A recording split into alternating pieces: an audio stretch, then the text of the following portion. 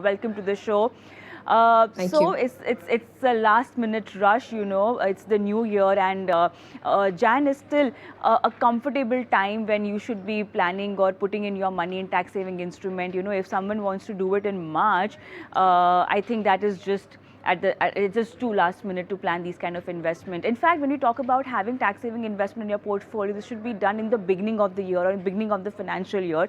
Well, again, we'll be coming up with this edition in April for our viewers. But then let's talk about the kind of tax saving investment instruments that you might want to opt for if you are an older tax structure employee or someone who's opted the old tax structure, because now considering we have two type of tax structures, in the new one you really don't have much of tax benefits, right?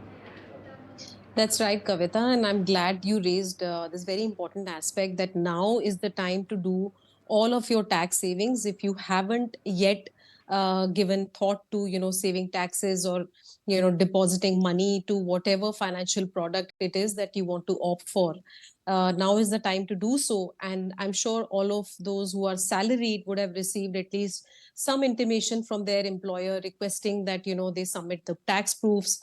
However, I just want to remind all the viewers that even though you have time until March, the benefit of submitting tax proofs to your employer is that TDS can be deducted accurately. So, if you wait until March, or, you claim your tax deductions at the time of e-filing, then you may have to seek a refund. So the benefit of submitting all your tax proofs in the month of January, or whatever is the deadline issued by your employer, is that all the taxes are taken care of by the employer itself. So then you don't have to worry about, whether there is a refund or you have to pay extra tax or whatever. So make sure that not only you think about what are the tax saving options you want to opt for, but you do them well in time so that you're able to submit the proofs to your employer and your TDS has been deducted accurately.